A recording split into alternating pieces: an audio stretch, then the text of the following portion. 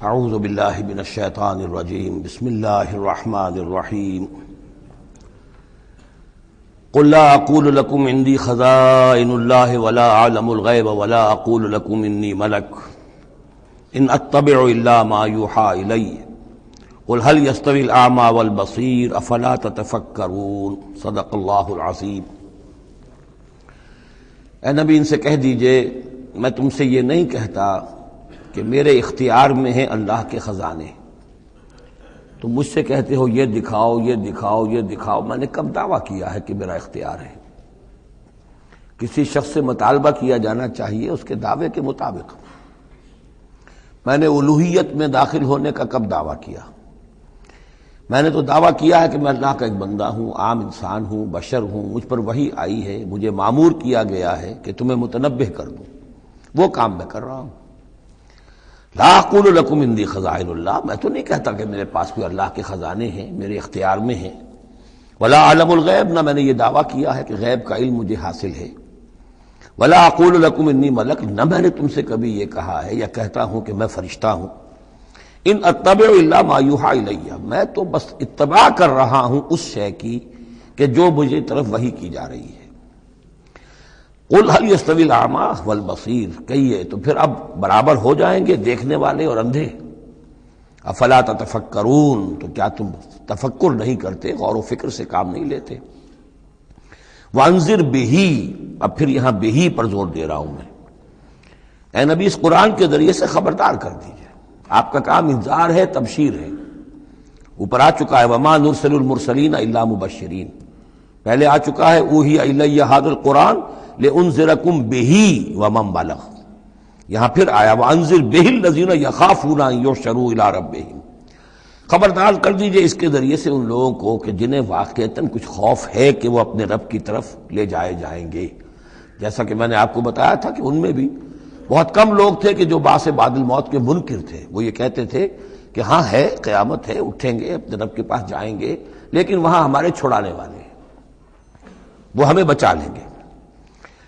وانذر بہ الذین یخافون ان یحشروا الی ربہم لیس لہم من دونہ ولی ولا شفیع، ان کے لیے کوئی نہیں ہوگا اللہ کے سوا، نہ کوئی حمایتی نہ سفارش کرنے والا۔ اپنی ان مغالطوں کو رفع کر لیں، ان غلط فہمیوں کو رفع کر لیں۔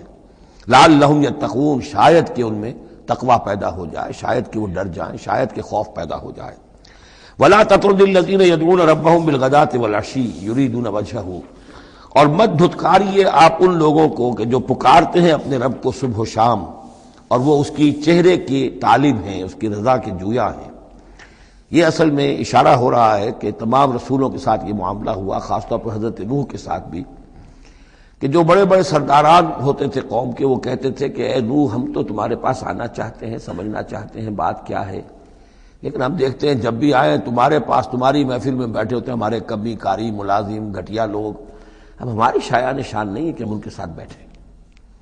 یہی بات حضور سے کہتے تھے کہ آپ آتے ہیں آپ کے پاس بات سمجھنے کے لیے، یہ آپ کے گرد جو جمگھٹا لگا رہتا ہے یہ ہمارے غلام لوگ ہیں، یہ ہمارے جو ہے معاشرے کے پست طبقات ہیں، یہ آپ کے آس پاس ہوتے ہیں، تو پھر ہمارے شایان شان یہ نہیں ہے کہ ہم ان کی موجودگی میں آپ سے بات کریں۔ اس پر جواب دیا جا رہا ہے اے نبی آپ ان کی باتوں سے کوئی اثر نہ لیں، آپ خام خواہ اپنے ان ساتھیوں کو، چاہے وہ غریب ہیں چاہے وہ پست طبقات سے ہیں، لیکن ان کی شان یہ ہے کہ وہ صبح و شام اللہ کو پکارتے ہیں، اللہ سے دعا کرتے ہیں، مناجات کرتے ہیں، تسبیح و تحمید کرتے ہیں، اور وہ اس کے چہرے، اس کے روح انور کے طالب ہیں، وہ اس کے رضا چاہتے ہیں، اس کی خوشی چاہتے ہیں۔ انہوں نے اپنی زندگی جو ہے من یشری نفسہ ابتغاء مرضات اللہ، یہ تو وہ لوگ ہیں جنہوں نے اپنی جانیں جو ہے اللہ کی رضا جوئی کے لیے، اللہ کی رضا حاصل کرنے کے لیے تج دی ہیں۔ ما علیک من حسابہم من شیء، آپ کے ذمے ان کے حساب میں سے کچھ نہیں ہے۔ وما من حسابک علیہم من شیء، اور نہ آپ کا ان کے اوپر آپ کے حساب میں سے کچھ ہے، یعنی یہ کہ یہ تو ہر شخص کو اپنی کمائی کرنی ہے، آپ کے ذمہ آپ کا فرض ہے آپ کرتے جائیے، جو آپ کے پاس آ رہے ہیں ان کا حساب بھی اللہ لے لے گا، جو آپ کے پاس نہیں آتے ان کا حساب بھی لے لے گا، ہر ایک کو اس کے طرز عمل کے مطابق وہ بدلہ دے دے گا۔ نہ آپ ان کی طرف سے جواب دہ ہیں نہ یہ آپ کی طرف سے جواب دہ ہیں۔ فتطردہم، تو اگر خدا نہ خواستہ بالفرض آپ ان کے دباؤ میں آ کر اگر انہیں دور کر دیں، اپنے سے دھتکار دیں، فتکون من الظالمین، تو آپ ظالموں میں سے ہو جائیں گے۔ وَكَذَلِكَ فَتَنَّا بَعْضَهُم بِبَعْضٍ، اور اسی طرح ہم نے بعض کو بعض کے ذریعے سے آزمایا ہے۔ حق کہہ رہا ہے ایک شخص لیکن ہے مفلس، اب وہ دولت مند جو ہے وہ مسکرائے گا، اس کو دیکھو یہ مجھے سمجھانے آیا ہے، اس کے کپڑے پھٹے ہوئے ہیں، جوتیاں پٹخارتا ہوا آ گیا مجھے سمجھانے کے لیے، اپنی حیثیت کو نہیں پہچانتا۔ حالانکہ دیکھنا یہ چاہیے کہ جو بات وہ کہہ رہا ہے صحیح ہے یا غلط۔ اس طرح ہم آزمائش کر دیتے ہیں لوگوں کے لیے، وَكَذَلِكَ فَتَنَّا بَعْضَهُم بِبَعْضٍ، اسی طرح ہم آزماتے ہیں بعض کو بعض کے ذریعے سے، لِيَقُولُوا، تاکہ وہ کہیں أَهَٰؤُلَاءِ مَنَّ اللَّهُ عَلَيْهِم مِّن بَيْنِنَا، کیا یہ وہ لوگ ہیں جن پر اللہ کا خاص انعام و احسان ہوا ہے ہم میں سے؟ اللہ کا احسان ہم پر ہوا ہے، دولت مند ہم ہیں، سردار ہم ہیں، چودراٹیں ہماری ہیں، حویلیاں ہماری ہیں، یہ جو ہیں گرے پڑے طبقات کے لوگ، کیا یہ ہیں کہ جو اللہ کا احسان اور ان کے اوپر اللہ تعالیٰ کا بڑا فضل ہوا ہے؟ یہ کہا کرتے تھے مکے کے لوگ بھی کہ اگر قرآن اللہ نے بھیجنا ہی تھا، کتاب نازل کرنی تھی، نبوت دینی تھی، تو کوئی رجل من القریتین عظیم، یہ جو دو شہر ہیں مکہ اور طائف، بڑے بڑے چودھری ہیں، سرمایہ دار ہیں، بڑے لوگ ہیں، سردار ہیں، ان میں سے کسی کے پاس بھیجتا۔ مکے کا یتیم جس کے پاس کوئی دولت نہیں، بچپن مفلسی میں گزرا ہے، سخت مشقت کے اندر جو ہے جوانی کا دور گزرا ہے، جس کے پاس کچھ بھی نہیں، کوئی عہدہ نہیں، کوئی منصب نہیں، قریش کا کوئی عہدہ حضور کے پاس نہیں تھا، کوئی منصب نہیں تھا، کوئی آپ کے پاس سرمایہ نہیں تھا، آپ تو پیدا ہی ہوئے ہیں یتیم، تو اس اعتبار سے کیا یہی رہ گیا تھا اللہ کے لیے؟ معاذ اللہ ثم معاذ اللہ۔ لِيَقُولُوا أَهَٰؤُلَاءِ مَنَّ اللَّهُ عَلَيْهِم مِّن بَيْنِنَا أَلَيْسَ اللَّهُ بِأَعْلَمَ بِالشَّاكِرِينَ، تو کیا اللہ تعالیٰ زیادہ واقف نہیں ہے ان سے کہ جو واقعتاً اس کا شکر کرنے والے ہیں؟ ایک اور جگہ آئے گا کہ اللہ تعالیٰ وَاللَّهُ أَعْلَمُ حَيْثُ يَجْعَلُ رِسَالَتَهُ، اللہ بہتر جانتا ہے کہ کہاں اسے اپنی رسالت کا منصب کس کو دینا چاہیے، کس میں اس کی صلاحیت ہے۔ جیسے طالوت کے بارے میں لوگوں نے کہہ دیا تھا کہ اس کے لیے کیسے ہو سکتی ہے سرداری، جبکہ ہمارے پاس دولت ہے، اس کے پاس دولت نہیں، لم یؤت سعۃ من المال، تو کہا گیا تھا اسے جسم اور علم کے اندر اللہ نے بسطہ یعنی کشادگی عطا فرمائی ہے۔ وَإِذَا جَاءَكَ الَّذِينَ يُؤْمِنُونَ بِآيَاتِنَا، اور اے نبی اس کے برعکس یہ لوگ جو چاہتے ہیں کہ آپ دھتکار دیں ان کو، اس کے برعکس آپ کی روش کیا ہونی چاہیے ان غرباء اور فقراء کے لیے؟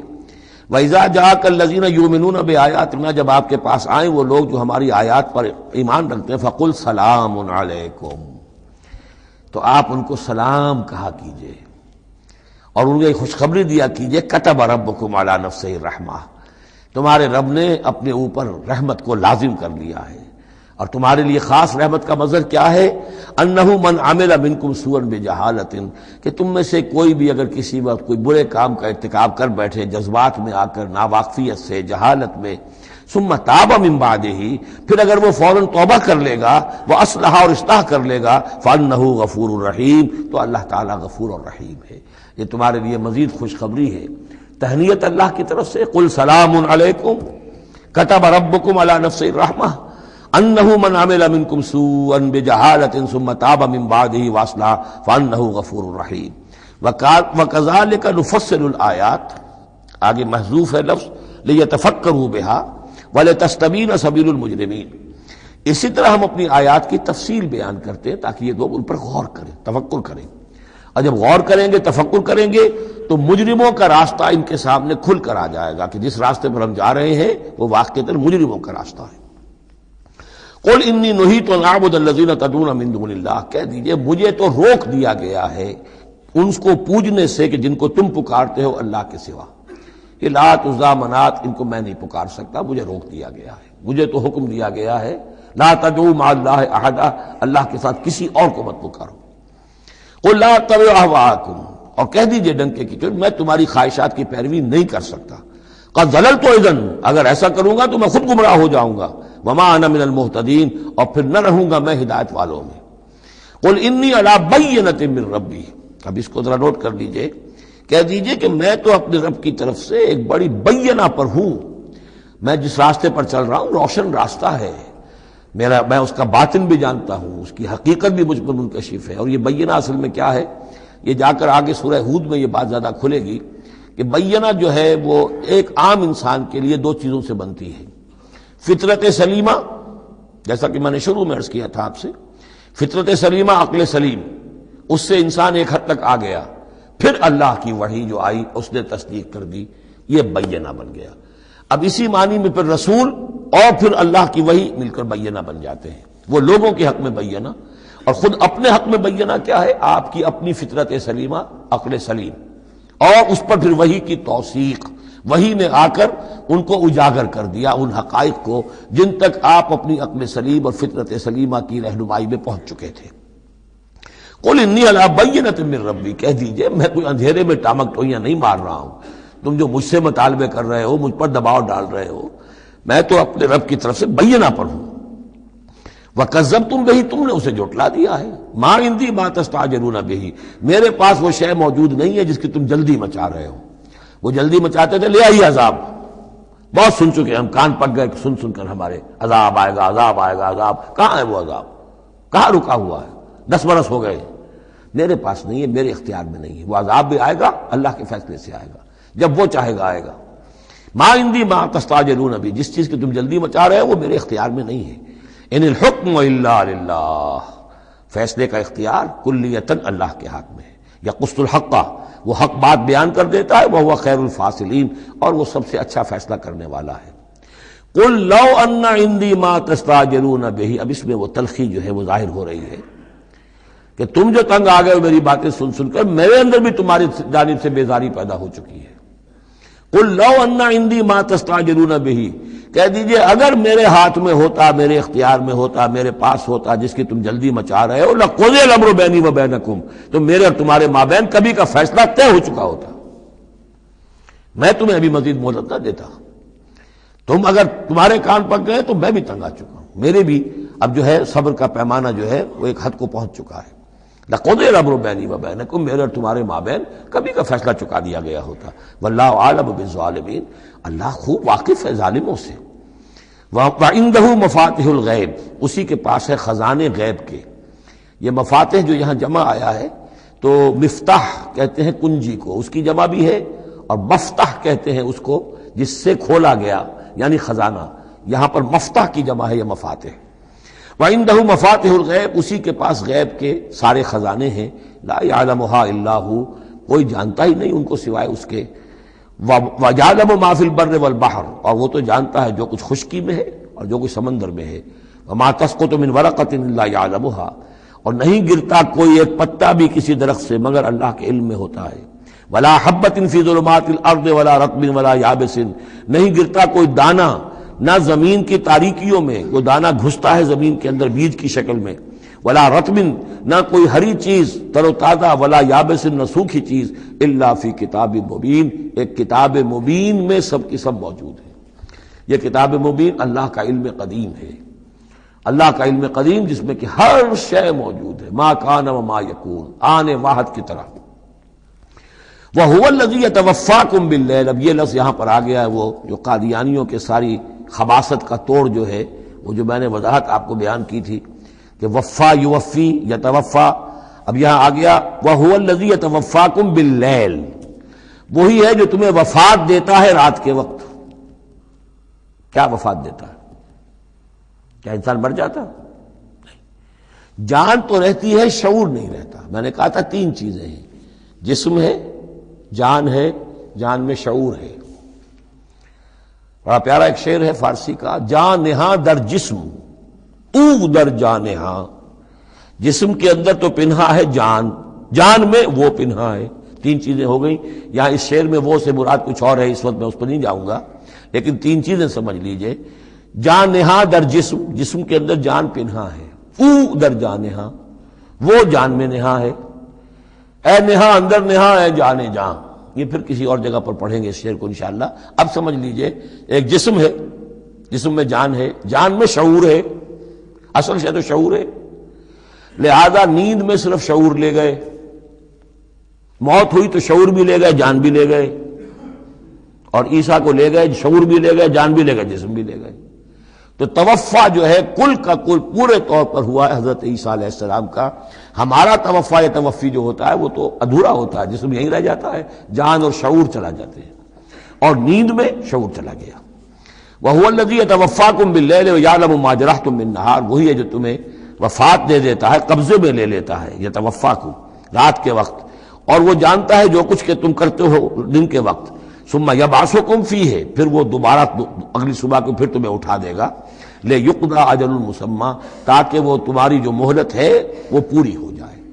یعنی روزانہ ایک طرح سے ہم موت کی آغوش میں چلے جاتے ہیں۔ آدھی موت تو ہے، نیند کسے کہتے ہیں؟ آدھی موت ہے۔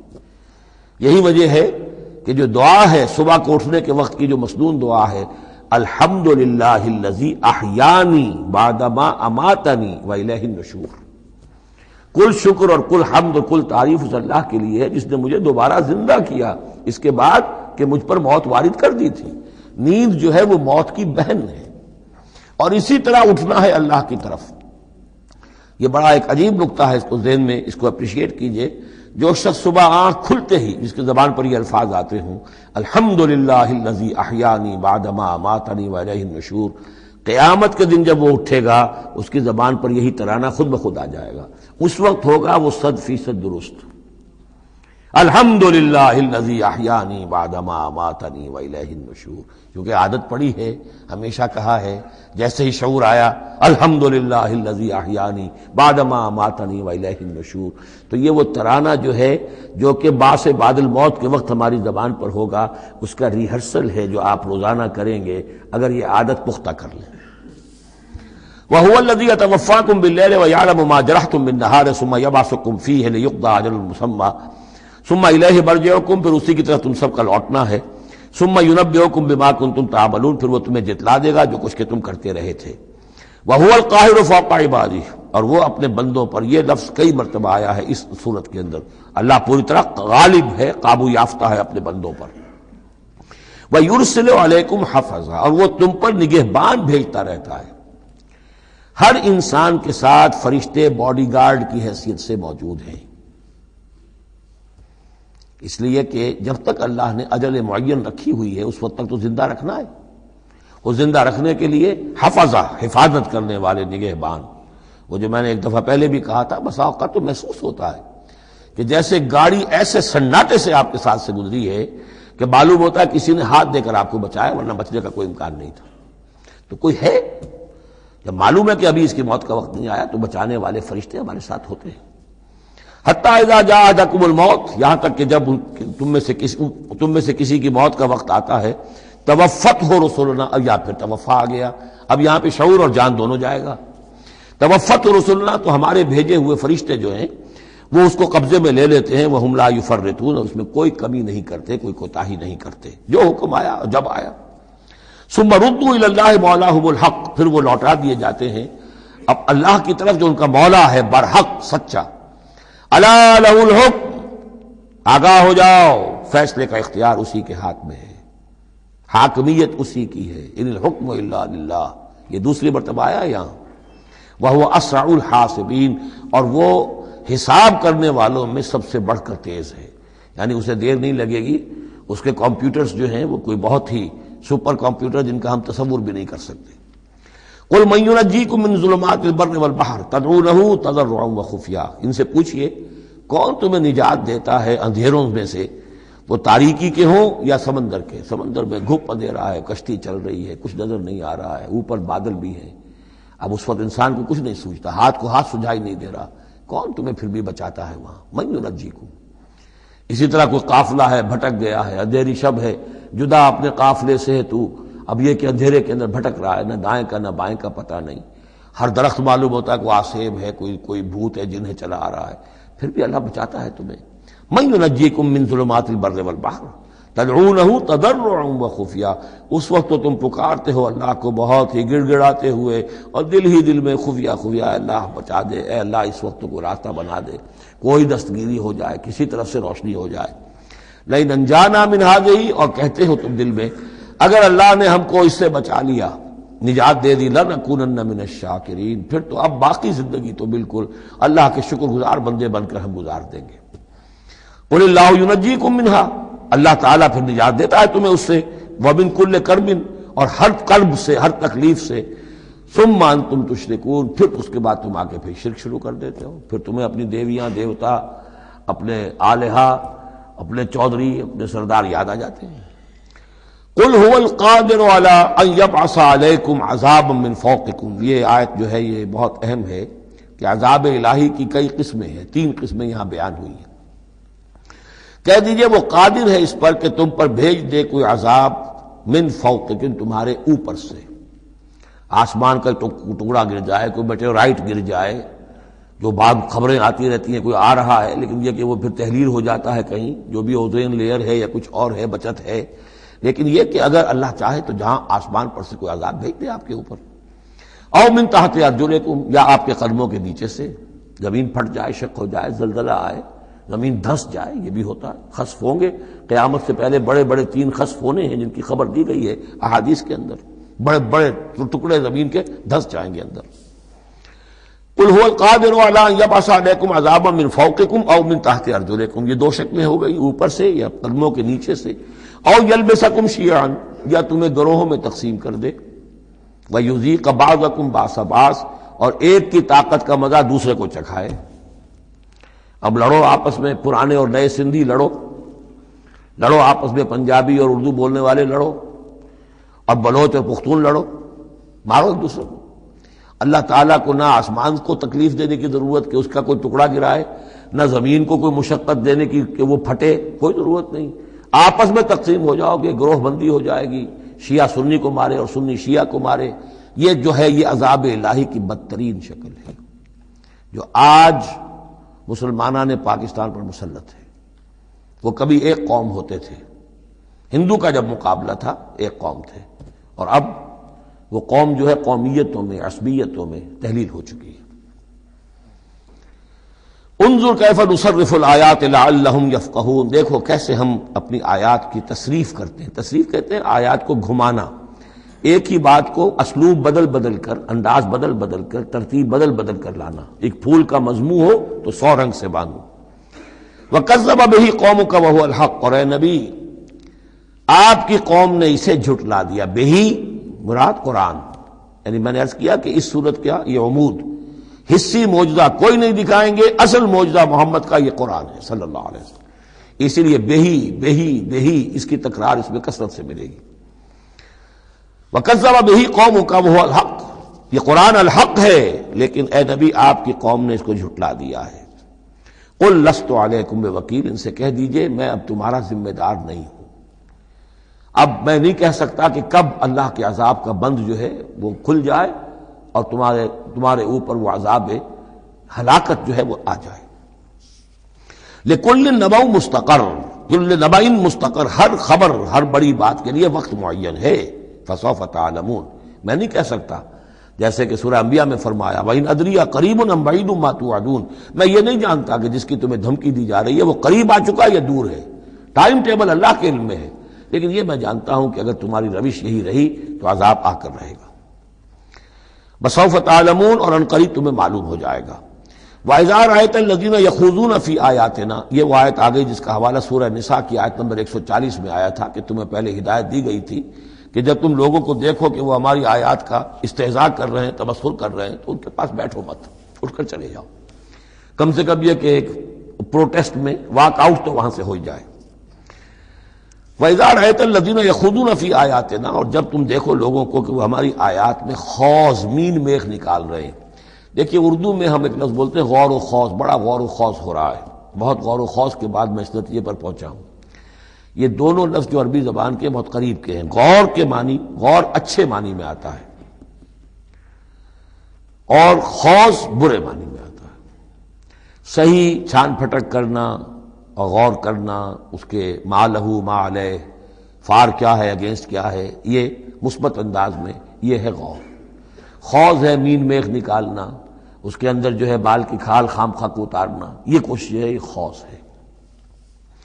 وَإِذَا رَأَيْتَ الَّذِينَ يَخُوضُونَ فِي آيَاتِنَا، جبکہ وہ ہماری آیات میں اس طریقے کا معاملہ کر رہے ہوں تو جب تم دیکھو فَأَعْرِضْ عَنْهُمْ، تو ان سے کنارہ کرو، حَتَّى يَخُوضُوا فِي حَدِيثٍ غَيْرِهِ، یہاں تک کہ پھر وہ کسی اور بات میں لگ جائے، کسی اور مذاق میں، ٹھٹے میں، پھر تم ان کے پاس جا سکتے ہو۔ وَإِمَّا يُنْسِيَنَّكَ الشَّيْطَانُ فَلَا تَقْعُدْ بَعْدَ الذِّكْرَىٰ، اور اگر تمہیں شیطان بھلا دے، تم بیٹھے ہوئے تھے وہاں گفتگو شروع ہوئی، کچھ دیر تک تمہیں احساس نہیں ہوا کہ یہ تم اس کام میں لگ گئے ہیں، تو تمہیں یاد نہیں آیا، لیکن فلا تقعد بعد الذکر، جب یاد آ جائے تو مت بیٹھو ان کے ساتھ، مع القوم الظالمین، ان ظالموں کے ساتھ، پھر وہاں سے واک آؤٹ کرو احتجاجاً، اور پھر یہ البتہ منتظر رہو، چونکہ دعوت و تبلیغ کے لیے پھر تمہیں آنا ہے۔ تو قالوا سلاما، علیحدہ بھی ہو تو وہ لٹ مار کے نہ ہو، بلکہ یہ کہ اٹھو وہاں سے تو بڑی خوبصورتی کے ساتھ۔ وما علی الذین یتقون من حسابہم من شیء، اور یقیناً جو لوگ اللہ کی تقوی کی روش اختیار کرتے ہیں ان پر ان کے حساب کی کوئی ذمہ داری نہیں ہے، ولیکن ذکریٰ لعلہم یتقون، لیکن یہ یاد دہانی ہے تاکہ وہ تقوی اختیار کریں۔ وذر الذین اتخذوا دینہم لعبا ولہوا، اور چھوڑو ان کو، دفع کرو، نظر انداز کرو، ان سے آپ نظر پھیر لو کہ جنہوں نے اپنے دین کو کھیل اور کود بنا لیا ہے، کھیل، ہنسی مذاق، ٹھٹا۔ بہت سے لوگ اب بھی مل جائیں گے آپ کو دین کے معاملے میں کبھی سنجیدہ ہوتے ہی نہیں۔ دین کی بات اگر شروع ہوگی تو وہ اسے استہزاء میں، تمسخر میں، ٹٹ بٹس میں، اینیکڈوٹس میں، یہ واقعات یوں ہو گیا تھا، یہ ایسا تھا، اس میں اس کو جو ہے وہ بالکل ختم کر دیں گے۔ وَذَرِ الَّذِينَ اتَّخَذُوا دِينَهُمْ لَعِبًا وَلَهْوًا وَغَرَّتْهُمُ الْحَيَاةُ الدُّنْيَا، اور ان کو تو اصل میں دھوکے میں مبتلا کر دیا ہے دنیا کی زندگی نے۔ ساری توجہات ادھر ہیں، بھاگ دوڑ اس کے لیے ہے، زیادہ سے زیادہ کمانا ہے، مال جمع کرنا ہے، حلال سے ہو حرام سے ہو، ساز و سامان کی فکر پڑی ہوئی ہے۔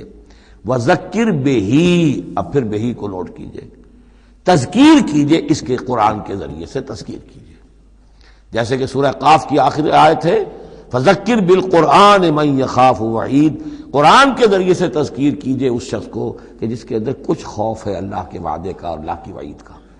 تو یہاں بھی آیا کہ آپ ان کو چھوڑیے، وَذَكِّرْ بِهِ أَن تُبْصَرَ نَفْسٌ بِمَا كَسَبَتْ، اس قرآن کے ذریعے سے انہیں تذکیر کرائیے، یاد دہانی کرائیے کہ مبادا کوئی شخص گرفتار ہو جائے اپنے کرتوتوں کے عوض، وہ وقت نہ آ جائے کہ تم اپنی رنگ رلیوں اور کرتوتوں کے عوض رہن رکھے جاؤ، گرفتار ہو جاؤ۔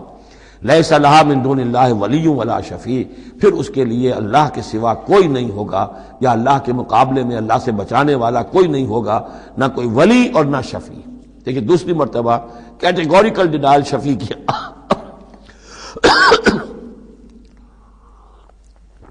آیت الکرسی کے ضمن میں عرض کر چکا ہوں، بیشتر مقامات پر قرآن مجید میں کیٹیگوریکل ڈینائل ہے، کوئی شفاعت نہیں۔ البتہ ہے ایک شفاعت کا، ایک شفاعت حقہ کی ایک حیثیت ہے، اس کو سمجھنے کی ضرورت ہے، اس کی شرائط ہے، اس کی لیمٹس ہیں۔ اگر ان شرائط اور لیمٹ سے آزاد کر دیں گے تو پھر یہ ہے کہ وہ شفاعت کا جو تصور ہے ایمان بالآخرت کی نفی کر دے گا، پھر کوئی فائدہ ہی نہیں، ڈر کائے گا۔ جب چھڑوانے والے ہیں جو چاہو کرو، جو بھی کچھ ہے، لیکن تیرے محبوب کی امت میں ہے، شرابی ہیں، زانی ہیں، بدماش ہیں، چور ہیں، ڈاکو ہیں، حرام خور ہیں، غبن کرتے ہیں، جو بھی کچھ ہے، لیکن تیرے محبوب کی امت میں ہے، تو اگر تو اسی پر کوئی معاملہ طے ہونا ہے تو خام خواہ کاہے کو آدمی ہاتھ روکے؟ بابر بعیش کوش کے عالم دوبارہ نیست، پھر تو جو عیش کر سکتے ہو کرو، جہاں آج پڑتا ہے کیوں روکتے ہو؟ تو سیدھی سیدھی بات ہے۔ لیس لہا من دون اللہ ولی ولا شفیع وان تعدل کل عدل، یہ وہی عدل آ گیا، اور اگر فدیہ دینا چاہیں کل کا کل فدیہ، لا یؤخذ منہا، نہیں قبول کیا جائے گا۔ واتقوا یوما لا تجزی نفس عن نفس شیئا ولا یقبل منہا شفاعۃ ولا یؤخذ منہا عدل ولا هم ینصرون، جو یہ 2 مرتبہ سورہ بقرہ میں آ چکا ہے۔ اولئک الذین ابسلوا بما کسبوا، یہ لوگ تو اب گرفتار ہو چکے ہیں اپنی کرتوتوں کے عوض، اب یہ رہن ہے۔ لہم شراب من حمیم، ان کے لیے تو ہے پینے کے لیے تو کھولتا ہوا پانی۔ وعذاب علیم بما کانوا یکفرون، اور دردناک عذاب ہوگا ان کے کفر کی پاداش میں۔ قل اندعو من دون اللہ ما لا ینفعنا ولا یضرنا، اے نبی ان سے کہیے کیا ہم پکاریں اللہ کو چھوڑ کر ان چیزوں کو جو نہ ہمیں نفع پہنچا سکتی ہے نہ نقصان؟ یہ بت کیا نفع پہنچائیں گے تمہیں، کیا نقصان پہنچائیں گے؟ خود اپنی حفاظت کر نہیں سکتے، اپنی مکھیاں اڑا نہیں سکتے، ان کو پکارتے ہو، ان کے سامنے سجدے کرتے ہو، ان کو متھے ٹیکتے ہو۔ اندعو من دون اللہ ما لا ینفعنا ولا یضرنا، خیر بت کی بات تو ہو گئی بہت ہی واضح، باقی بھی اس کائنات کے اندر کوئی کسی کے لیے نہ خیر کے پر قدرت رکھتا ہے نہ شر پر، الا باللہ، لا حول ولا قوت الا باللہ۔ یہ یقین ہو جائے تب توحید مکمل ہوگی، پھر کس کے سامنے آدمی سر جھکائے خام خواہ، کس کے آگے اپنی عزت نفس پیش کرے، اس کا دھیلا کرے؟ کسی کے ہاتھ میں اختیار ہے ہی نہیں، لا حول ولا قوت الا باللہ۔ حدیث میں آیا ہے، حضرت عبداللہ ابن عباس کو مخاطب کر کے کہا ہے کہ نوجوان اس بات کو اچھی طرح جان لے، اگر تمام دنیا کے انسان مل کر چاہیں اولکم و آخرکم و انسکم و جنکم کہ تمہیں کوئی فائدہ پہنچا دے، نہیں پہنچا سکتے جب تک کہ اللہ نہ چاہے. اور تمام انسان چاہے تمہیں کوئی نقصان پہنچا دے، نہیں پہنچا سکتے جب تک اللہ نہ چاہے. تو پھر یک درگیر و محکم گیر پکارو اللہ کو. کسی اور کو پکارنے کا، کسی اور سے سوال کرنے کا، کسی اور سے ڈرنے کا، کسی اور سے التجائیں کرنے کا، کسی اور کا استغاثہ کرنے کا، دہائی دینے کا کیا فائدہ؟ قل ندعو من دون اللہ ما لا ينفعنا ولا يضرنا ونرد على اعقابنا، اور ہم جو ہے اپنی ایڑیوں کے بل لوٹا دیے جائیں بعد از ہدانا اللہ، جبکہ ہمیں تو اللہ نے ہدایت دے دی ہے. کالذی استہوتہ الشیاطین فی الارض حیران، کیا اس طرح کے آدمی ہم بن جائیں کہ جن کو شیاطین نے، جنوں نے کسی جنگل میں بیابان میں اس کی مت مار دی ہو، راستہ بھلا دیا ہو، اب اسے کچھ نظر نہیں آ رہا. لہو اصحاب یدعونہ الی الہدی ائتنا، ہیں اس کے ساتھی جو اس کو پکار رہے ہیں کہ آؤ ہماری طرف، ہدایت کی طرف آؤ، ہمارے پاس آؤ. قل ان ھدی اللہ ھو الھدی، یہ نقشہ کھینچ دیا گیا ہے جماعتی زندگی کی کتنی برکت ہے. آپ اکیلے ہو، کہیں بھٹک گئے ہو، تو پھر یہ کہ آپ کے لیے سیدھے راستے پر آنا بہت مشکل ہو جائے گا. جماعتی زندگی ہے، ساتھی ہیں، جس کو کہا ہے سورہ توبہ میں کونوا مع الصادقین، معیت اختیار کرو، رہو ساتھ سچوں کے. کسی وقت ہوتا ہے انسان کو کوئی ایسی آزمائش پیش آ گئی ہے، اس کا دماغ چکرا گیا ہے، گھوم گیا ہے، نہیں سمجھ میں آ رہا، راستہ نہیں نکل رہا، مشکل بڑی آ گئی ہے. ایک طرف حرام ہے، لیکن یہ ہے کہ دباؤ کو بہت پڑ رہا ہے، گھر والوں کا پڑ رہا ہے، بچوں کا پڑ رہا ہے، بیوی کا پڑ رہا ہے، راستہ غلط ہے. اس میں یہ ہے کہ ایسے وقت میں بسا اوقات پھر اگر رفقا ہیں، ساتھی ہیں، آپ کے کامریڈز ہیں، آپ کے کولیگز ہیں، اس کے ساتھ وہ پکارتے ہیں، ساتھ ہاتھ جو ہے آپ کا تھام کر آپ کو سہارا دیتے ہیں. قل ان ھدی اللہ ھو الھدی، یقیناً ہدایت کہہ دیجئے اللہ ہی کی ہدایت اصل ہدایت ہے. وَأُمِرْنَا لِنُسْلِمَ لِرَبِّ الْعَالَمِينَ، اور ہمیں تو حکم یہ ہوا ہے کہ ہم تمام جہانوں کے پروردگار کی تابع داری اختیار کریں اور فرما برداری اختیار کریں. وَنَقِيمُ الصَّلَاةَ وَاتَّقُوهُ، اور یہ کہ نماز قائم کرو اور اس کا اللہ کا تقوی اختیار کرو. وَهُوَ الَّذِي إِلَيْهِ تُحْشَرُونَ، اور وہی ہے جس کی طرف کہ تمہیں جمع کر دیا جائے گا. وَهُوَ الَّذِي خَلَقَ السَّمَاوَاتِ وَالْأَرْضَ بِالْحَقِّ، اور وہی ہے جس نے آسمان اور زمین بنائے ہیں حق کے ساتھ. یہاں حق کے کیا معنی ہے؟ ود اے پرپس، یہ بیکار نہیں ہے. ربنا ما خلقت ھذا باطلا، اے رب ہمارے تو نے یہ سب باطل نہیں بنایا، بیکار نہیں بنایا، بے مقصد نہیں بنایا. سورہ آل عمران کی آخری رکوع کی جو دعا ہے، بلکہ باطل کے مقابلے میں کیا حق. وَهُوَ الَّذِي خَلَقَ السَّمَاوَاتِ وَالْأَرْضَ بِالْحَقِّ وَيَوْمَ يَقُولُ كُن فَيَكُونُ، اور جس دن وہ کہے گا ہو جا، وہ ہو جائے گا. کیا ہو جائے گا؟ جب وہ چاہے گا اس کائنات کو لپیٹ بھی دے گا. اسی نے بنایا ہے حق کے ساتھ، اور اسی کے حکم سے لپٹ جائے گی. آگے چل کر آئے گا یوم نطوی السماء کطی السجل للکتب، جس دن کہ ہم تمام خلاؤں کو اور فضاؤں کو اور آسمانوں کو، ان سب کو ایسے لپیٹ دیں گے جیسے کہ تم کتابوں کا طومار لپیٹ لیتے ہو. والسماوات مطویات بیمینہ، تمام یہ خلا اور سما یہ سب اللہ کے داہنے ہاتھ میں لپٹے ہوئے ہوں گے. قولہ الحق، اس کا فرمانا ہی حق ہے. اس کا کیا معنی ہے؟ صرف اس کا کہہ دینا کن، بس، اس سے کسی اور شے کی ضرورت نہیں ہے. کوئی ذریعہ، کوئی میٹر، کوئی انرجی، کچھ نہیں. قولہ الحق، اس کا فرمانا ہی برحق ہے، اس کا کہہ دینا ہی برحق. کن فیکون، یوم یقول کن فیکون قولہ الحق. وَلَهُ الْمُلْكُ یوم يُنفَخُ فِي الصُّورِ، اور اسی کے لیے ہوگی بادشاہی اس دن جس دن کے سور میں پھونکا جائے گا. اگرچہ حقیقت میں تو بادشاہی اب بھی اسی کی ہے، لیکن ابھی جھوٹے سچے بادشاہ بیٹھے ہوئے ہیں. ابھی شاہ فہد صاحب بھی براجمان ہیں، اور بھی شاہ بھی اور کوئی ہوں گے، حسن بھی ہیں، حسین بھی ہیں، وہ شاہ بھی ہیں اور بھی ہیں، ملکہ بھی ہیں. یہ سب جو ہیں یہ سب نسیہ منسیہ ہو جائیں گے. لمن الملک اليوم للہ الواحد القہار. معلوم یہ کہ اب بھی اگرچہ بادشاہی اسی کی حقیقت میں، لیکن یہ جھوٹے سچے ڈرامے والے خدا جو ہیں کچھ نہ کچھ بیٹھے نظر آتے ہیں بادشاہ. وَلَهُ الْمُلْكُ یوم يُنفَخُ فِي الصُّورِ، عالم الغیب، وہ تمام غیب کا جاننے والا، والشہادہ، اور کھلی باتوں کا جاننے والا. وَهُوَ الْحَكِيمُ الْخَبِيرُ، اور وہ کمال حکمت والا اور ہر شے سے باخبر۔ وَإِذْ قَالَ إِبْرَاهِيمُ لِأَبِيهِ آزَرَ، اب اس میں آپ دیکھیں گے اس سورہ مبارکہ میں حضرت ابراہیم کا ذکر ہے اور پھر ان کی نسل کے بعض انبیاء کرام کا ذکر ہے۔ ایک گلدستہ تو ہم پڑھ آئے ہیں سورہ نساء کے آخر میں، وہاں 13 انبیاء اور رسل کے نام آئے تھے، یہاں اس سے ذرا بڑا گلدستہ آئے گا، یہاں پہ 17 انبیاء اور رسل کے نام آئیں گے۔ پھر حضرت ابراہیم علیہ السلام کا ذکر یہاں آیا ہے، اور جو جن رسولوں کی قوموں پر ہلاکت کے بارے میں قرآن میں صراحت کے ساتھ مذکور ہے، ان 6 کا ذکر جو ہے سورہ اعراف میں آئے گا۔ حضرت ابراہیم علیہ السلام کی قوم کا کیا حشر ہوا یہ صراحت کے ساتھ قرآن میں مذکور نہیں ہے۔ جو قوم نوح کے ساتھ، ہود کے ساتھ، قوم صالح کے ساتھ، قوم شعیب کے ساتھ ہوا، تو حضرت ابراہیم علیہ السلام کے معاملے کو علیحدہ نکال لیا ہے، وہ سورہ انعام میں، اور باقی جو ہے نوح، ہود، صالح اور شعیب، لوط اور موسیٰ، ان کا ذکر جو ہے وہ آپ کو ملے گا سورہ اعراف میں، اس لیے کہ ان کا معاملہ ایام اللہ کا ہے۔ تو فذکرہم بایام اللہ، التذکیر بآلاء اللہ اس میں ہے، التذکیر بایام اللہ اس میں ہے، لہذا یہاں حضرت ابراہیم کا ذکر ہے۔ وَإِذْ قَالَ إِبْرَاهِيمُ لِأَبِيهِ آزَرَ أَتَتَّخِذُ أَصْنَامًا آلِهَةً، اور یاد کرو جب کہ کہا ابراہیم نے اپنے باپ آزر سے، کیا تم نے ان بتوں کو اپنا خدا بنا رکھا ہے؟ یہاں جو آزر کا لفظ خاص طور پر آیا ہے میرے نزدیک، یہ اصل میں تورات کی نفی کے لیے، تورات میں تارح نام لکھا گیا ہے، گویا اس کی تصحیح کے لیے، ورنہ یہاں کوئی خاص ضرورت نہیں تھی۔ وَإِذْ قَالَ إِبْرَاهِيمُ لِأَبِيهِ، یہ کافی تھا، لیکن نام اس لیے دیا گیا کہ تورات سے پڑھنے والوں کو مغالطہ ہوتا ہے، اور اسی مغالطے کو اہل تشیع نے اختیار کر لیا ہے۔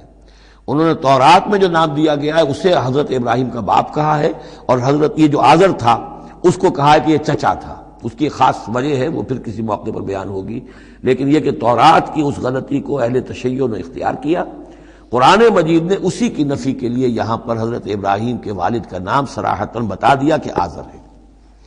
وَإِذْ قَالَ إِبْرَاهِيمُ لِأَبِيهِ آزَرَ، اور یاد کرو جب کہ کہا تھا ابراہیم نے اپنے باپ آزر سے، أَتَتَّخِذُ أَصْنَامًا آلِهَةً، کیا آپ نے ان بتوں کو اپنا الہ بنایا ہوا ہے؟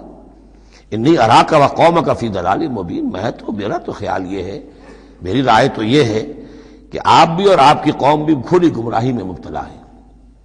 وَكَذَلِكَ نُرِي إِبْرَاهِيمَ مَلَكُوتَ السَّمَاوَاتِ وَالْأَرْضِ، اور اسی طرح ہم دکھانے لگے یا دکھاتے رہے ابراہیم کو آسمانوں اور زمین کے ملکوت۔ ملکوت سے مراد کیا ہے کہ اللہ تعالیٰ نے اس کائنات کا جو نظام قائم کیا، جسے میں کہتا ہوں کہ جو یونیورسل ایک گورنمنٹ ہے، اس کا ایک نظام ہے، اس کے کارندے ہیں، تو اس کے مشاہدہ اللہ تعالیٰ اپنے رسولوں کو کراتا ہے، تاکہ ان کا یقین جو ہے وہ یقین اس درجے کا ہو جائے کہ جیسے کہ اپنی آنکھوں سے دیکھی ہوئی چیزیں۔ وَلَيَكُونَ مِنَ الْمُوقِنِينَ، اور تاکہ وہ پوری طرح یقین کرنے والوں میں سے ہو جائے، لیکن واو چونکہ یہاں آیا، اس سے پہلے ہم محذوف مانیں گے، تاکہ وہ اپنی قوم پر حجت قائم کر سکے اور پوری طرح یقین کرنے والوں میں سے ہو جائے۔ یہ جو آگے آ رہا ہے یہ در حقیقت حضرت ابراہیم علیہ السلام کی طرف سے اپنی قوم پر حجت کو اس طور سے پیش کیا گیا ہے۔ بعض حضرات کے نزدیک یہ ہے کہ یہ حضرت ابراہیم کا اپنا ذہنی ارتقاء ہے کہ واقعتاً انہوں نے سمجھا یہ ستارہ خدا ہے، پھر ڈوب گیا تو کہا کہ نہیں یہ تو ڈوب گیا، پھر چاند کو دیکھا تو چاند خدا ہے، پھر کہا نہیں یہ تو یہ بھی جو ہے غروب ہو گیا، پھر سورج کو کہا۔ تو یہ بات اصل میں بعض حضرات کی رائے ہے یہ، اور الفاظ سے کچھ متبادر بھی ہوتا ہے، لیکن یہ ہے کہ زیادہ صحیح رائے جس سے کہ آگے آ جائے گا وَتِلْكَ حُجَّتُنَا آتَيْنَاهَا إِبْرَاهِيمَ عَلَىٰ قَوْمِهِ، تو معلوم ہوتا ہے کہ یہ اصل میں حضرت ابراہیم علیہ السلام نے حجت قائم کرنے کے لیے یہ تدریج اختیار کی اپنی قوم کو سمجھانے کے لیے۔ اور حضرت ابراہیم علیہ السلام اللہ کے نبی تھے، اور نبی کوئی بھی زندگی کے کسی بھی مرحلے پر مشرک نہیں ہوتا، اس کی شریعت، اس کی سرشت اتنی خالص ہوتی ہے۔ صدیقین مشرک نہیں ہوتے، نبی تو ان سے بھی اونچے درجے کے ہیں، حضرت ابو بکر نے کبھی شرک نہیں کیا، حضرت عثمان نے کبھی شرک نہیں کیا، جو صدیقین ہیں صحابہ میں سے۔ وَكَذَلِكَ نُرِي إِبْرَاهِيمَ مَلَكُوتَ السَّمَاوَاتِ وَالْأَرْضِ وَلِيَكُونَ مِنَ الْمُوقِنِينَ فَلَمَّا جَنَّ عَلَيْهِ اللَّيْلُ، جب ان پر رات جو ہے اس نے تاریکی کر دی، رأى كوكبا، انہوں نے دیکھا ایک چمکدار ستارے کو، قال هذا ربی، انہوں نے کہا یہ میرا رب ہے۔ یہ گویا کہ کہنے کیا، ہاں یہ میرا رب ہے۔ اب یہ سوالیہ انداز بھی ہو سکتا ہے، ود سائن آف ایکسکلیمیشن ہو سکتا ہے کہ لوگوں کو کہنے کے لیے کہ یہ رب ہے، یہ انٹروگیشن کا بھی ہو سکتا ہے۔ هذا ربی فلما افل قال لا احب الافلین، جب وہ ڈوب گیا تو کہا بھائی یہ ڈوب جانے والی شے تو پھر میں تو پسند نہیں کر سکتا کہ میں اس کو اپنا خدا مان لوں۔ یہ قوم جو تھی ستارہ پرست بھی تھی، بت پرست بھی تھی، ستارہ پرست بھی تھی، اور نمبر 3 شاہ پرست بھی تھی۔ تینوں قسم کے شرک اس قوم میں موجود تھے کہ جس میں حضرت ابراہیم بھیجے گئے۔ یہ بیبیلونیا یا عراق، آج کا عراق، سابق بیبیلونیا، اس کا ایک شہر اس شہر کے بھی اب کھنڈرات نکل آئے ہیں، کھدائیاں ہو چکی ہیں۔ شہر میں پیدا ہوئے ہیں، پھر وہاں سے ہجرت کر کے فلسطین گئے ہیں، اور پھر حضرت اسماعیل کو آباد کیا ہے حجاز میں، اور اپنے بیٹے حضرت اسحاق کو آباد کیا ہے فلسطین میں۔ تو یہ ان کے ذہن میں رکھیے۔ اور اس وقت عراق میں یہ شرک جو ہے گھٹا ٹوپ اندھیرے تھے کہ ان کے یہاں بت پرستی بھی تھی، ستارہ پرستی بھی تھی، اور تیسرے یہ کہ بادشاہ بھی نمرود جو تھا وہ یہ کہتا تھا کہ میں خدا ہوں۔ اس کا مکالمہ جو ہے جو اس نے کیا تھا محاجہ حضرت ابراہیم سے، وہ سورہ بقرہ میں ہم پڑھ چکے ہیں۔ انا احیی و امید، میں بھی یہ اختیار رکھتا ہوں، جس کو چاہوں زندہ رکھوں، جس کو چاہوں مار دوں۔ فلما رأى القمر بازغا، جب انہوں نے دیکھا چاند چمکتا ہوا، قال ھذا ربی، کہا ہاں یہ معلوم ہوتا ہے کہ یہ ہے رب۔ فلما افل قال لئن لم يهدنی ربی، جب وہ بھی ڈوب گیا، غائب ہو گیا، تو انہوں نے کہا کہ اگر میرے رب نے مجھے ہدایت نہ دی تو پھر میں تو قوم ضالین میں سے ہو جاؤں گا۔ گویا کہ ابھی یہ الفاظ ہیں کہ جن سے اشارہ ہوتا ہے کہ شاید ابھی ان کا اپنا ذہنی اور فکری ارتقاء ہو رہا ہے۔ میں نے کہا تھا کہ الفاظ سے متبادر ہوتا ہے، لیکن یہ کہ ان دونوں چیزوں کو، دونوں سائڈز کو ناپ تول کر جو رائے بنتی ہے وہ دوسری ہے۔ فلما رأى الشمس بازغة، جب دیکھا سورج بہت چمکدار، قال ھذا ربی ھذا اکبر، تو فرمایا ہاں یہ ہے رب، یہ سب سے بڑا ہے۔ فلما افلت، جب وہ بھی ڈوب گیا، قال یا قوم انی بریء مما تشرکون، انہوں نے کہا اے میری قوم کے لوگوں، میں تو بری ہوں، اعلان برات کرتا ہوں ان سب سے جنہیں تم شریک ٹھہرا رہے ہو۔ انی وجہت وجہی للذی فطر السماوات والارض حنیفا، میں نے تو اپنا رخ کر لیا ہے، اپنا چہرہ جو ہے ادھر کر لیا ہے اس ہستی کی طرف جس نے آسمانوں اور زمین کو بنایا یکسو ہو کر، وما انا من المشرکین، اور میں مشرکوں میں سے نہیں ہوں۔ وحاجہ قومہ، اب اس پر محاجہ کیا ان سے ان کی قوم نے، وہ حجت بازی شروع کر دی، یہ تم نے کیا کہہ دیا؟ سارے دیویوں کی نفی کر دی، سارے ستاروں کی نفی کر دی، ہر چیز کی نفی کر دی، اب تم پر مار پڑے گی فلاں دیوی کی اور فلاں ستارے کی نحوست جو ہے اس کا تم نے انکار کیا، تیار ہو جاؤ، اب تمہارے اوپر شامت آئے گی۔ قال تحاجونی فی اللہ وقد ہدان، انہوں نے فرمایا مجھ سے محاجہ کر رہے، حجت بازو کر رہے اللہ کے بارے میں، جبکہ اس نے تو مجھے ہدایت دے دی ہے، مجھے تو اللہ نے ہدایت دی ہے۔ ولا اخاف ما تشرکون بہ، اور مجھے کوئی خوف نہیں ان ہستیوں کا جنہیں تم شریک ٹھہرا رہے ہو، مجھے کوئی خوف نہیں۔ الا ان یشاء ربی شیئا، ہاں اللہ کو چاہے میرے ساتھ کہ کوئی تکلیف مجھے آ جائے، کوئی آزمائش آ جائے تو ٹھیک ہے، میرا رب ہے، لیکن مجھے کوئی کسی کا ڈر نہیں، نہ تمہارے کسی دیوی کا، نہ دیوتا کا، نہ کسی ستارے کی نحوست کا، اور نہ کسی اور کا۔ لا اخاف ما تشرکون بہ، تم جس کا مجھے ڈراوا دے رہے ہو مجھے ان میں سے کسی کا کوئی خوف نہیں۔ الا ان یشاء ربی شیئا، الا یہ کہ میرا رب میرے لیے کچھ چاہے جو چاہے۔ وسع ربی کل شیء علما، یقیناً میرا رب جو ہے وہ تو ہر شے کے علم کے اعتبار سے احاطہ کیے ہوئے ہے۔ افلا تتذکرون، تو کیا تم عقل سے کام نہیں لیتے، تم نہیں سوچتے، نصیحت اخذ نہیں کرتے؟ وکیف اخاف ما اشرکتم، میں کیسے ڈروں ان سے جنہیں تم نے شریک ٹھہرا رکھا ہے۔ ولا تخافون انکم اشرکتم باللہ، جبکہ تم نہیں ڈرتے کہ تم نے اللہ کے ساتھ شریک ٹھہرا دیے۔ ما لم ينزل به علیکم سلطانا، اور ان ہستیوں کو شریک ٹھہرا دیا ہے جن کے لیے کہ اللہ نے کوئی سلطان، کوئی سند نہیں اتاری۔ ہاں اللہ نے اپنی کتابوں میں کوئی سند اتاری ہوتی، عقل انسانی میں اس کی کوئی بنیاد ہوتی تو کوئی بات بھی ہوتی، نہ عقل میں، نہ فطرت میں، نہ کسی آسمانی کتاب میں کسی معبود کے لیے کوئی گنجائش نہیں ہے ہی نہیں۔ وَكَيْفَ أَخَافُ مَا أَشْرَكْتُمْ وَلَا تَخَافُونَ أَنَّكُمْ أَشْرَكْتُمْ بِاللَّهِ مَا لَمْ يُنَزِّلْ بِهِ عَلَيْكُمْ سُلْطَانًا فَأَيُّ الْفَرِيقَيْنِ أَحَقُّ بِالْأَمْنِ إِن كُنتُمْ تَعْلَمُونَ، تو اگر تم علم رکھتے ہو تو بتاؤ دونوں فریقین میں سے، یعنی ایک موحد ہے، ایک اللہ واحد پر ایمان رکھتا ہے، ساری قوت اس کے ہاتھ میں، سارا اقتدار اس کا ہے، ہر شے اس کے قبضہ قدرت میں۔ ایک وہ ہے کہ جو اس کو ماننے کے ساتھ ساتھ کچھ اور چھوٹے دیوی دیوتا سینکڑوں جو ہے وہ ان کو بھی مانتے ہیں۔ امن اور چین اور سکون کس کو میسر آئے گا؟ قلبی چین، روحانی اطمینان اور سکون۔ ای الفریقین احق بالامن، ان دونوں میں سے موحدین اور مشرکین میں سے امن، سکون، اطمینان، چین اور راحت کا کون زیادہ حقدار ہے؟ بتاؤ اگر تم جانتے ہو۔ اور اس کا جواب خود دیا، الذین آمنوا ولم یلبسوا ایمانہم بظلم، یقیناً وہ لوگ جو ایمان لائیں اور اپنے ایمان پر کسی طرح کے شرک کی آلودگی نہ ہونے دیں۔ یہاں لفظ ظلم آیا ہے، ظلم کسی چھوٹے گناہ کو بھی کہہ سکتے ہیں، اسی لیے اس پر صحابہ گھبرا گئے تھے کہ حضور کون شخص ہوگا کہ جس نے کبھی کوئی ظلم نہ کیا ہو، اور نہیں تو اپنے اوپر ظلم کرتا ہے آدمی، کسی پر ظلم کرتا ہے۔ تو اس کا تو مطلب ہے کوئی شخص بھی یہ جو مقام ہے جو یہاں بیان کیا جا رہا ہے اس کا جو سزاوار اور اس کا حقدار نہیں ہو سکتا۔ آپ نے فرمایا نہیں، یہاں ظلم سے مراد شرک ہے۔ پھر آپ نے سورہ لقمان کی آیت پڑھی، اس میں فرمایا کہ ان الشرک لظلم عظیم، وَإِذْ قَالَ لُقْمَانُ لِابْنِهِ يَا بُنَيَّ لَا تُشْرِكْ بِاللَّهِ إِنَّ الشِّرْكَ لَظُلْمٌ عَظِيمٌ۔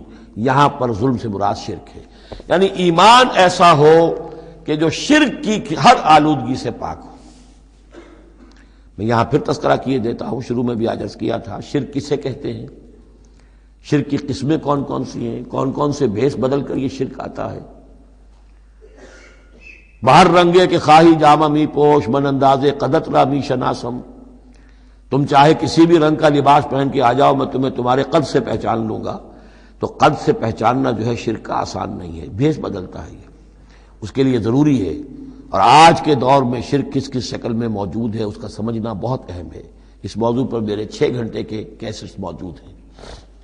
الذین آمنوا ولم یلبسوا ایمانہم بظلم، یقیناً وہ لوگ جو ایمان لائے اور جنہوں نے اپنے ایمان میں کسی بھی نوع کے شرک کی آمیزش نہ ہونے دی، اولئک لہم الامن وہم مہتدون، ان کے لیے ہے امن اور وہی ہوں گے راہیاب۔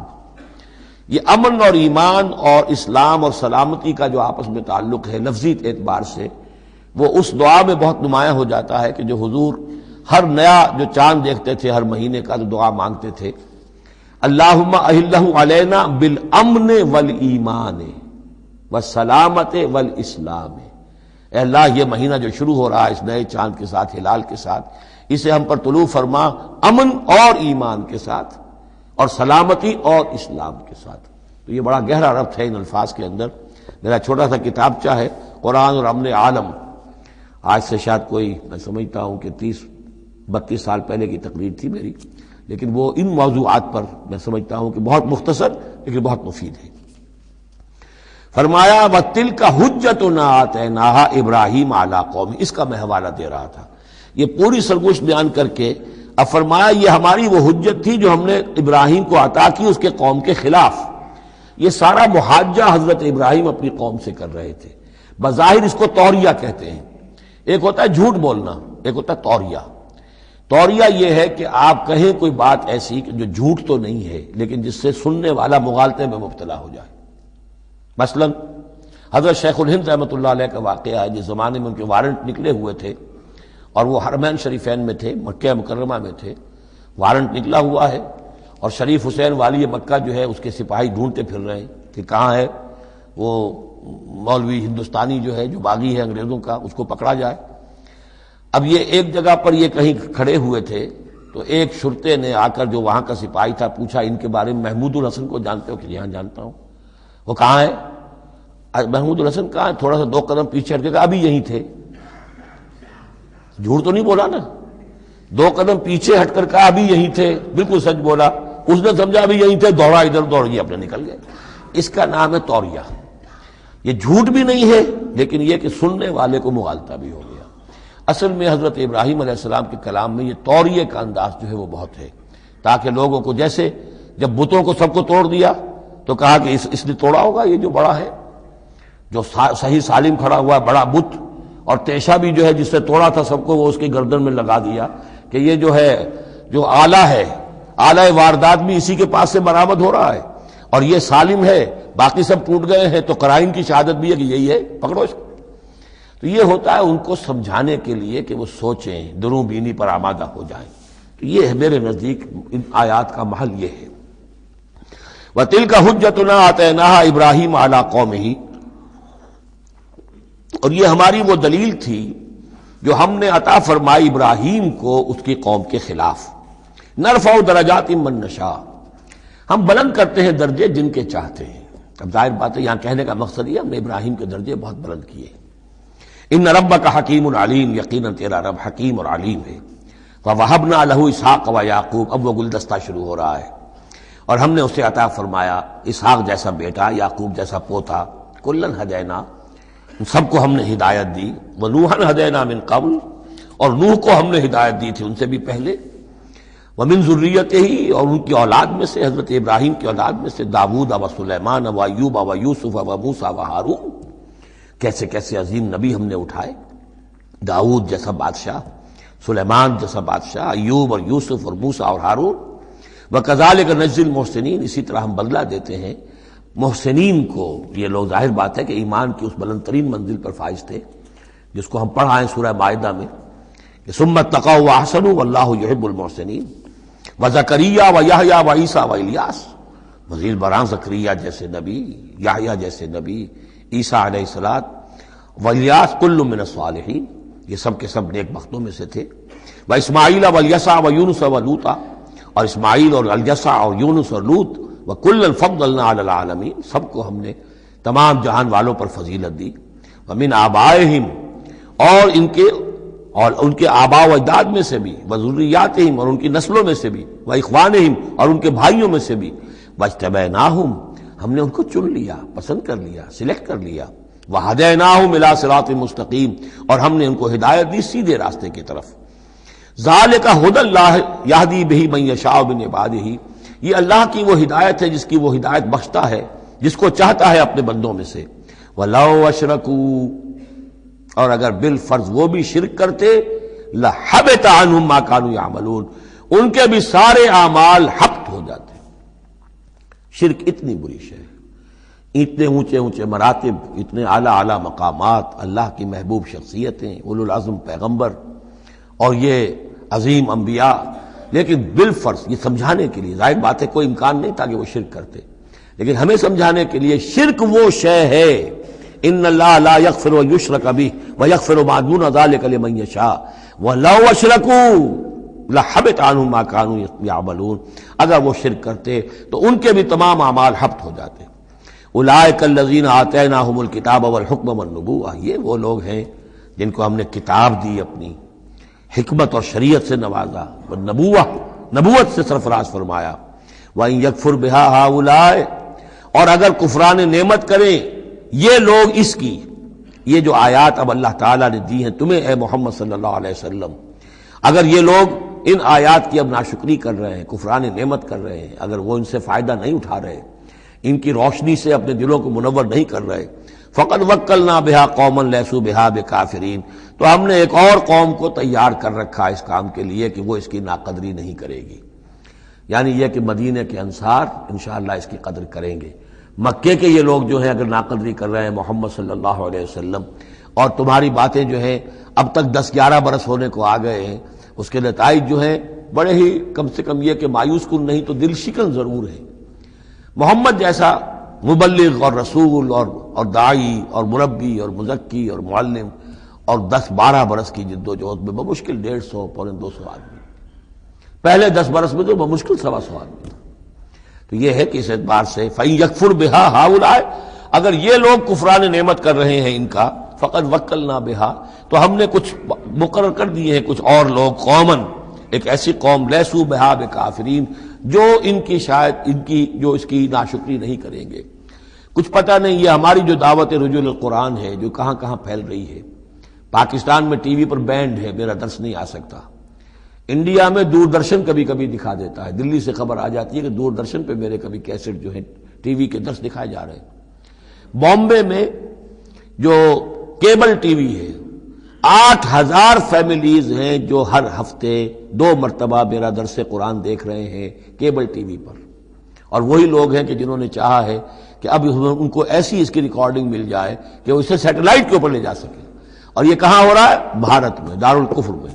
اور پاکستان میں کیا ہو رہا ہے؟ جو کچھ ہو رہا ہے وہ آپ کے سامنے ہے. تو اگر ناقدری کرنے والے ہیں، گرفتہ چینیاں احرام و مکی خفتہ در بتھا، چینیوں نے تو احرام باندھ لیے اور مکی جو ہے ابھی سویا ہوا ہے بتھا کی وادی کے اندر، ابھی اسے ہوش ہی نہیں ہے کہ وہ اٹھے وہ بھی احرام باندھے۔ تو یہ بہرحال یہ آیت بڑی اہم ہے اس اعتبار سے، آج کے دور میں خاص طور پر یہ ہے کہ کوئی مایوسی انسان کو ہونی نہیں چاہیے۔ ہمیں تو پتہ بھی نہیں ہے کہ کہاں کہاں یہ بات پھیل رہی ہے، ممکن ہی نہیں ہے مجھے معلوم ہو کہ میرے کیسٹ کہاں کہاں پہنچ گئے۔ وہ تو جہاں کہیں بھی جاتا ہوں دیکھتا ہوں سنتا ہوں، کوئی کہتا ہے میرے پاس 300 کیسٹ آپ کے ہیں، کوئی کو ملتا ہے میرے پاس اتنے کیسٹ آپ کے ہیں، میں سنتا ہوں۔ تو اب یہ دعوت پھیل رہی ہے، اب یہ میں نہیں کہہ سکتا کہ کس جگہ پر یہ جڑ پکڑے زمین کے اندر اور یہ انقلابی دعوت جو ہے قرآن کی وہ وہاں ایک تناور درخت بنے، ایک تحریک زبردست انقلابی اٹھے۔ فَإِن يَكْفُرْ بِهَا هَؤُلَاءِ فَقَدْ وَكَّلْنَا بِهَا قَوْمًا لَيْسُوا بِهَا بِكَافِرِينَ۔ اگر یہ اس کی ناقدری کر رہے ہیں تو اے نبی آپ آزردہ خاطر نہ ہو، ہم نے ایک اور قوم کو تیار کر لیا ہے کہ وہ اس کی ناقدری نہیں کریں گے۔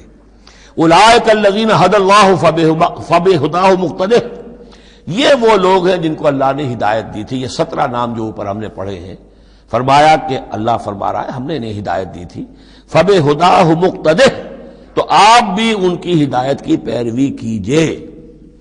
یہ بہت اہم نقطہ ہے جو یہاں پر نوٹ کر لینے کا ہے کہ جو بھی سابقہ انبیاء کے معاملات کہیں آئیں اور ان کی نفی نہ آئے، وہ چیز گویا کہ ہم مسلمانوں کے لیے بھی وہ چیز جو ہے وہ اس قابل ہے کہ اب اس کی اتباع کریں، اس کی پیروی کریں، اس کو مانیں۔ چنانچہ اسی اعتبار سے یہ رجم اور قتل مرتد، یہ 2 سزائیں جو ہیں یہ ہمارے ہاں اہل سنت نے اور سب تمام مسلمانوں نے یہ لی ہے کہ رجم کی سزا قرآن میں نہیں ہے، یہ سابق شریعت کی سزا ہے جس کو حضور نے برقرار رکھا ہے۔ قتل مرتد کا ذکر بھی قرآن مجید میں نہیں ہے، یہ بھی سابق امت کے اندر سابق شریعت کی سزا ہے جس کو برقرار رکھا گیا ہے۔ جب تک کسی شے کی نفی نہ ہو جائے سابق جو بھی شریعت ہے اس کی، اس وقت تک یہ ہے کہ وہ چیز بھی لاگو رہے گی۔ فرمایا اولئک الذین ھدی اللہ فبہداہ مقتدہ قل لا اسألکم علیہ اجرا، اور کہہ دیجئے کہ میں تم سے اس پر کسی اجر کا طالب نہیں ہوں، میں نے تم سے کوئی محنتانہ کا بھی طلب نہیں کیا، تم سے کوئی معاوضہ نہیں مانگا۔ ان ہوا الا ذکریٰ للعالمین، یہ نہیں ہے مگر تمام جہان والوں کے لیے یاد دہانی ہے، نصیحت ہے۔ جو چاہے اس سے کسب فیض کرے، جو چاہے اس سے نور حاصل کرے، جو چاہے اس سے صحیح صراط مستقیم تک کی رہنمائی اخذ کر لے، یہ تو اللہ تعالیٰ کی طرف سے ایک صدقہ جاریہ ہے۔ ان ہوا الا ذکریٰ للعالمین، یاد دہانی اور نصیحت ہے تمام جہان والوں کے لیے۔ بارک اللہ لی ولکم فی القرآن العظیم ونفعنی وإیاکم بالآیات والذکر الحکیم۔